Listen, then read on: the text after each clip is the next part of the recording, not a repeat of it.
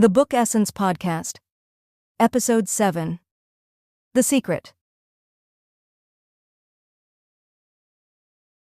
Welcome back, everybody. Today, we're going deep, a deep dive, that is, into a book that's, well, it's really captured a lot of people's imaginations. Oh, yeah. It's called The Secret by Rhonda Byrne. Oh, okay. And it's all about this thing called the law of attraction, like how it shapes our lives. Yeah. I've heard of that. And one of you actually sent this in, so, that's why we're doing it. We're going to break this thing down, see what all the fuss is about, All right. Sounds good. So where should we even start with this thing? Well, it's interesting you said how it shapes our lives, because the book, it kind of presents this law of attraction as like this universal force, like something that's been understood for centuries. Really? Yeah. Like right from the beginning, chapter 1, which is called The Secret Revealed, Byrne starts pulling in all these references. Like what? Like historical figures, ancient traditions, everything. She goes from like Plato and Shakespeare to Hinduism and Buddhism. Wow, she's really going all in on this. Yeah, it's like she's implying that they were all in on this secret, So what she's saying, this isn't like some new age fad, it's ancient wisdom. That's what it sounds like. Huh. Well, that makes you wonder, right? Is this like a real line of thought through history, or is she just cherry picking to make it seem credible?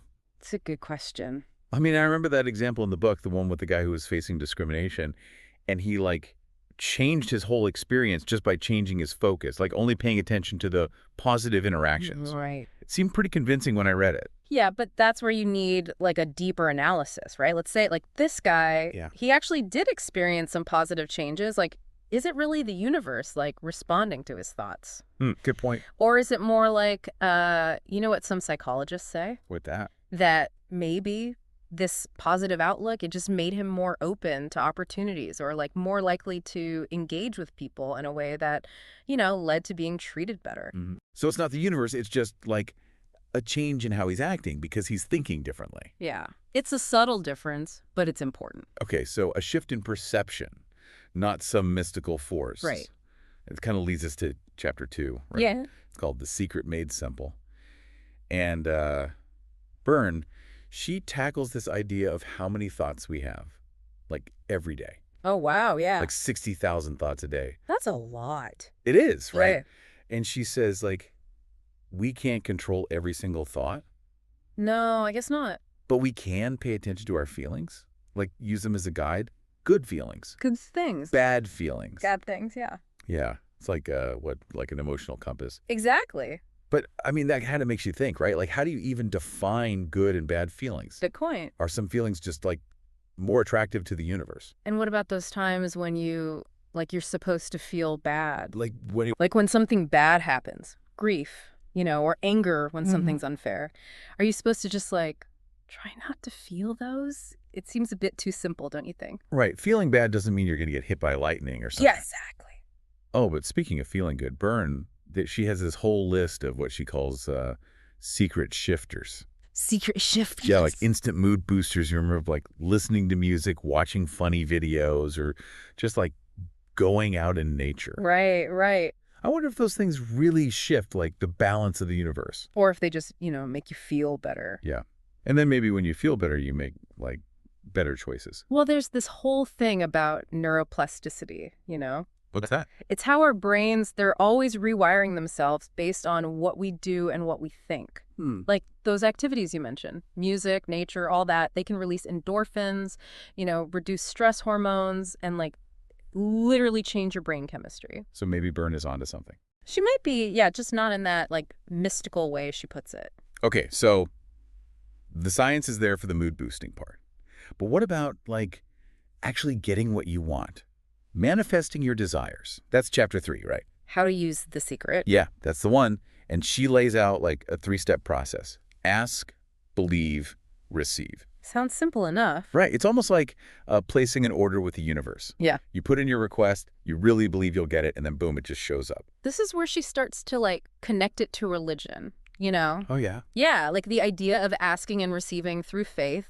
But like she applies it to, material things and personal goals, not just spiritual stuff. Interesting. It makes you wonder, right? Like, is the universe really like this entity granting wishes? Or is it more about like aligning your intentions with your actions? So it's not magic, it's just being intentional and then doing something about it. I remember she talks about this idea of acting as if you already have what you want, like test driving your dream car, trying on expensive clothes, even visiting a house you can't afford yet. Bold move. Right. But does that really influence the universe? Or does it just make your mind more aware of opportunities that you might miss otherwise? That's where like cognitive behavioral therapy comes in. Really? Yeah, changing how you act can change your thoughts and feelings. Yeah. By acting as if, you might become more confident, take more risks, and that could lead to, those things you want. Again, it's not magic, but it's real. So it's about the mental shift leading to real-world actions. Exactly. All right, let's talk about Chapter 4, Powerful Processes. Byrne, she's really into gratitude, calls it the best way to attract good things. Gratitude journals, appreciating the little things, all that. I mean, I've heard it can reduce stress and make you feel better. For sure. But is it really a magic wand to get everything you want? Well, focusing on what you have instead of what you don't, it's powerful. There are studies that show it can improve sleep, make you feel better about yourself, even boost your immune system. Wow, really? Yeah. But is that proof of this universal law of attraction? Or is it more like you train your mind to see the good stuff and that makes you act differently, make different choices, and that creates a self-fulfilling prophecy? So you attract good things because you're creating them yourself. Exactly. Interesting. Another one of those powerful processes she talks about is visualization.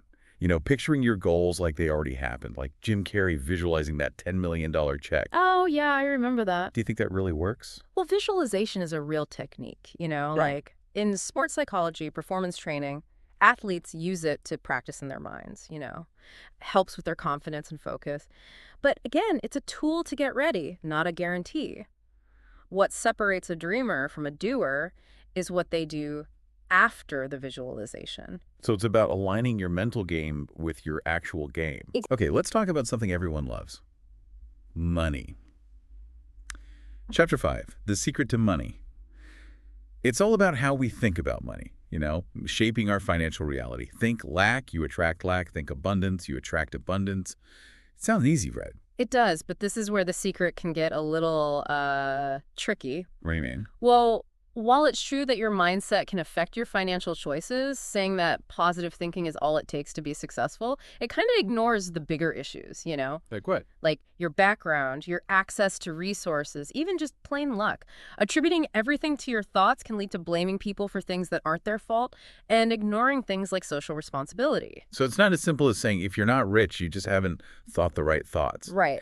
Byrne also talks about this giving to receive thing, donating money to attract more abundance back to you.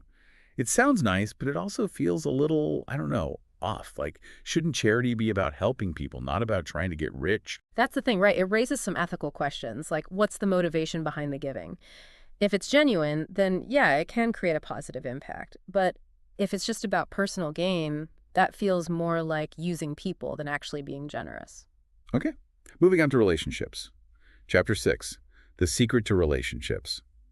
Here, Byrne focuses on self-love, as the foundation for all relationships. Interesting. Yeah, you attract what you project, so if you love yourself, you'll attract people who treat you well. Makes sense, right? Self-esteem is important. It is, for sure. But the secret can simplify things too much. Relationship problems, they often come from both people, not just one person's thoughts. Placing all the responsibility on one person's mindset, it ignores all the nuances, Communication, compatibility, shared experiences. It's like saying, if you're not in a happy relationship, it's because you don't love yourself enough. And that's just not always true. Yeah, that could be really damaging to hear. Right. Okay, now things get really interesting in Chapter 7, The Secret to Health. Byrne argues that thinking positive can actually influence your health.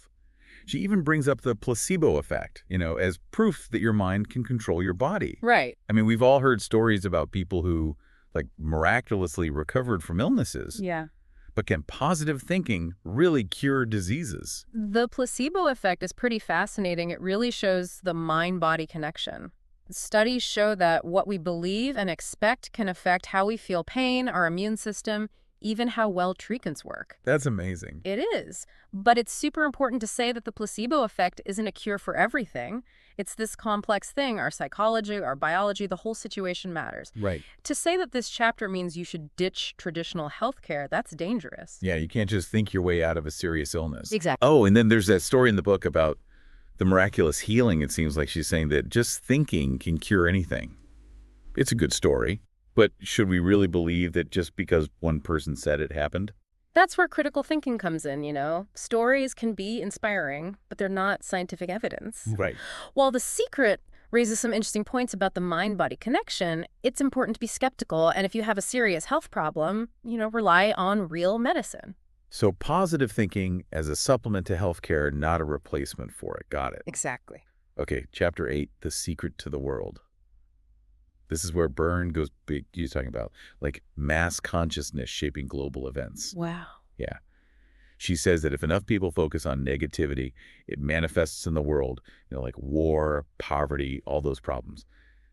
Doesn't that kind of blame people for the bad things that happen? Yeah, this is one of the most controversial parts of The Secret. Of course, what we do and believe collectively can change society. But saying that all the world's problems are because of negative thinking, that's just too simple. Right. It ignores all the political, economic, and social forces that contribute to those problems. To say that people who are poor or living in war zones somehow attracted those things because of their thoughts, that's insensitive and misleading. It's important to remember that while personal responsibility is important, so are the bigger systems that create injustice. Exactly. Byrne also talks about focusing on solutions, not problems. Is that a more helpful approach? Focusing on solutions is definitely more empowering than just dwelling on negativity. It can lead to new ideas, collaboration, and a sense of agency. So it's a good starting point. It is, but it's not enough to just think about solutions. You need action, systemic change, and a willingness to address the root causes of these problems. So it's a piece of the puzzle, not the whole picture. Okay, on to Chapter 9, The Secret to You. Now she brings it back to the individual, saying we're all powerful creators shaping our reality through our thoughts and emotions. She even says you are energy and vibration, attracting things that match your frequency. It sounds very new agey. It does. Is there any science behind that? This chapter gets into quantum physics and energy fields, which are often used to support The Secret, but not always accurately. Yes, everything in the universe is made up of energy, but the idea that we can just use our thoughts to manipulate that energy and get whatever we want, that doesn't have scientific backing. So there might be more of the universe than we know, but we shouldn't oversimplify things. Exactly. All right, final chapter, Chapter 10, The Secret to Life. Here, Byrne gives her big takeaway. The purpose of life is joy. Follow your bliss, she says. Life is meant to be easy. Sounds nice, but is it realistic? Well, it's a nice thought, especially when the world feels overwhelming and tough. Yeah. But let's be real, life is full of hard stuff, setbacks, even suffering. Yeah, that's true. To say that life is meant to be easy ignores all of that. While positive thinking can definitely help you deal with challenges, it's important to also learn how to cope with the tough times, to learn from your struggles, and find meaning even when things are hard. So it's about finding that balance, right? Optimism, but also realism. Believing in good things while also knowing that life isn't always easy. Exactly. It's about accepting all of life, the good and the bad, while choosing to focus on the good and believing you can get through the bad stuff. That's a great way to put it. So we've gone through The Secret, like chapter by chapter, looking at what it says and, where it might go wrong. But I'm kind of curious, what do you think overall? Does this whole law of attraction thing, does it click with you, or are you still not sure about it? Honestly, I'm a little bit of both. I get how the idea of attracting what you want by just thinking positive can be really powerful. Yeah. But then there's this part of me that's like, wait, is it really that simple? I mean, I'm definitely intrigued, but also a little skeptical. Yeah. How about you? What are your thoughts? Yeah, I get that it's a mixed bag for me, too. There's no denying that, what we believe can really affect our lives. Right. But I can also see how it could be oversimplified, ignoring all the complicated stuff in the real world, it's like trying to fit a square peg in a round hole. Sometimes life just doesn't give you what you want, no matter how much you think about it. That's true. So maybe it's not about pretending there are no problems, but more about, looking at them differently. Maybe. Is that what The Secret is really getting at? Changing your mindset, not some magic formula to get everything you want. Exactly. It's about seeing that our thoughts, they can shape our reality, not in a literal way, but by changing how we act, what choices we make, how we see the world around us. It's like putting on those rose-colored glasses.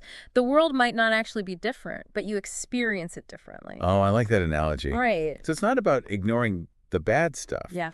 but choosing to see the good and believing that things can get better. It's like whether you think you can or you think you can't, you're right.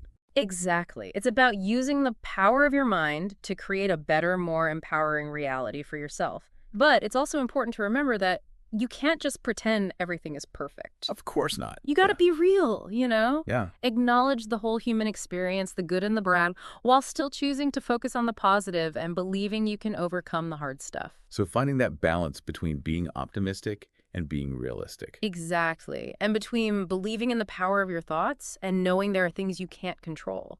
It's about understanding that we create our own reality, but we're also part of something bigger than ourselves. That's a really good way to put it. We're Yeah. both creators and participants, right? Yes. It's about finding that sweet spot where you empower yourself without blaming yourself for things that aren't your fault or pretending the world is perfect. The secret might not have all the answers, but it definitely gets you thinking about some important stuff. Yeah, like what is reality, really? How much power do our thoughts have? What's our role in shaping our own lives? Exactly. It reminds us that we have more control than we think, and that our thoughts and beliefs really can affect our experiences. But it also makes you think about the messages we believe, question those things that are too simple, and think about the ethical side of our beliefs and actions. It's a lot to consider. So it's about taking responsibility for our own happiness, but also remembering that our choices affect other people too. Right? Right. It's about balancing self-empowerment with social responsibility. We can create positive change, but we have to recognize that there are bigger systems at play too. The secret might not tell you exactly how to do all that, but it gets the conversation started. It encourages us to be more aware of how we're creating our lives, to be mindful of our thoughts and beliefs, and to look at the world with both optimism and a critical eye. It reminds us that even though we can't control everything, we can influence our own experiences and help create a more positive world. That's a great way to sum it up.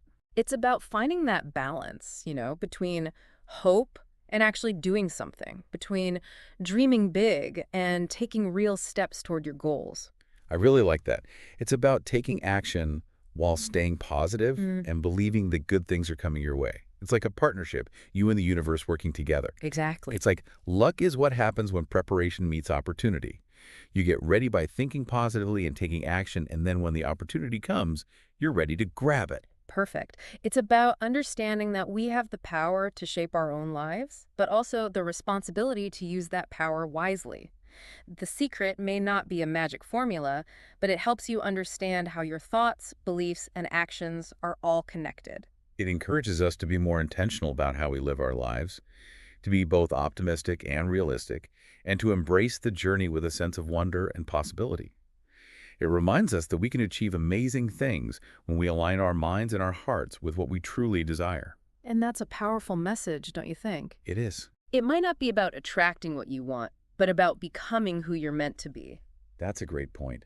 The secret might spark debate and raise questions, but at its heart, it's about remembering that we have more power than we realize, and that by choosing to focus on the good, believe in ourselves and each other, we can create a better world. It might sound idealistic, but like the secret says, sometimes the most powerful force for change is believing that a better future is possible. And who knows, maybe that belief, plus actually doing something about it, is the real secret to unlocking our potential and creating a world where everyone can thrive. It's a journey worth taking, and I'm glad we had this conversation. Me too. This deep dive into the secret has been really interesting, It has. and I'm sure our listeners have gotten a lot out of it. I hope so. Remember, you have the power to shape your own reality. Believe in yourself, cultivate a positive mindset, and take action toward your dreams. Who knows? Maybe the real secret is not getting what you want, but becoming who you're meant to be. Beautifully said. It's been great exploring the secret with you. Remember, knowledge is power, and discovering yourself is a lifelong adventure. Keep exploring, keep learning, and keep believing in what's possible. And until next time, stay curious, stay open-minded, and keep those positive vibes flowing. Okay, so we're back for the last part of our deep dive into The Secret. We've talked about a lot, the history, the science, the ethical stuff. But now I'm thinking, like, where do we go from here? How do we actually use these ideas in our own lives in a way that feels real and, empowering? That's the big question, isn't it? It is. The Secret, it gives you a lot of inspiration, but it's really up to each person to figure out what works for them and how to fit it into their own life. It's not about believing everything in the book, but using it as a starting point to learn about yourself and grow. So you take the good stuff and leave the rest.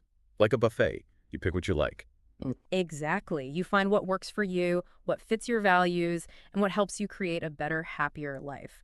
The Secret might not be a solution for everyone, but it can give you good ideas and tools if you're trying to find your inner power and create a more joyful and abundant life. I like that. A toolbox for personal growth. So what are some of the tools? How can we actually get a more positive and empowering mindset? Well, one of the most powerful things is gratitude. Taking time each day to appreciate the good stuff, even the little things, it can really change your focus. You move away from feeling like you don't have enough and towards feeling grateful for what you do have. It's about seeing the glass half full. Yeah, I've heard that keeping a gratitude journal can help. Do you think so? Oh, absolutely. When you write down what you're grateful for, it helps you really feel those good emotions and you have this reminder of all the good things in your life. It doesn't have to be anything fancy, just a couple of bullet points each day can make a difference. The key is to do it regularly. So make it a habit. Yeah, weave it into your everyday life. Okay, what about visualization? How can we use that the right way? Visualization is a powerful way to set intentions and get your subconscious mind on board with your goals. It's about creating a clear picture in your mind of what you want, as if it's already happening. The more detail you add, the more powerful it becomes. So, like, if I want my dream job, I should picture myself working there, feeling confident and successful. Exactly. And use all your senses. What do you see, hear, feel, even smell in that place? The more real it feels, the more your subconscious starts to believe it can happen. And like we talked about before, believing is a big part of making change happen. It's like planting a seed in your mind and helping it grow with positive thoughts and feelings until it becomes real. Are there any other techniques we can use to be more positive? Affirmations are great for that. They're like positive statements you repeat to yourself, either out loud or in your head, to kind of reprogram your mind and replace negative thoughts with positive ones. Like, if you're always doubting yourself, you might see something like, I am capable and worthy of success. So you're using words to change your thoughts and beliefs. It's like self-hypnosis. Kind of, yeah. If you say these affirmations enough, you can start to drown out those negative thoughts and create a more positive inner voice. The trick is to find affirmations that really speak to you and say them with conviction, like you really believe them. It's like being your own cheerleader. Instead of putting yourself down, you're lifting yourself up. I like that. But we've been talking a lot about thinking. What about doing? Does The Secret talk about taking action? It definitely does. The Secret says it's important to match your actions to what you want. It's not enough to just think positive. You have to actually do something to reach your goals. Put yourself out there, take risks, and make opportunities for those desires to show up in your life. So you're not just sitting back and waiting for the universe to deliver. You're meeting it halfway. Right. It's about doing your part while still having a positive attitude and believing that the universe is working with you. You're a co-creator, working together with the universe to make things happen. It's like that saying, luck is what happens when preparation meets opportunity.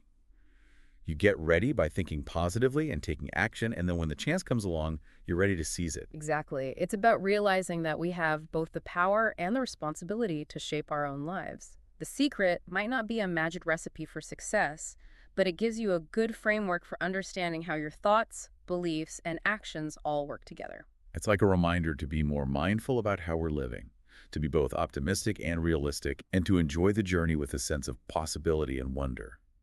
It's about knowing that we can achieve great things when we set our minds and hearts on what we truly want. And that's a powerful message to take with you as you go through life and try to create a world that reflects your best hopes and dreams. Well said. This deep dive into The Secret has been amazing. We've explored so much, the main ideas, what it claims, the good and the bad. I hope our listeners have found this conversation helpful and empowering. Remember, the power to shape your reality is inside you. Believe in yourself, nurture a positive mindset, and take those steps toward your dreams.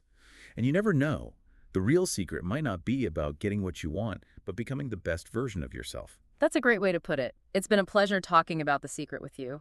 Remember, knowledge is power, and the journey of self-discovery never ends. Keep exploring, keep learning, and keep believing in the power of possibility. And that's it for this deep dive. Thanks for joining us. Stay curious, stay open-minded, and keep those good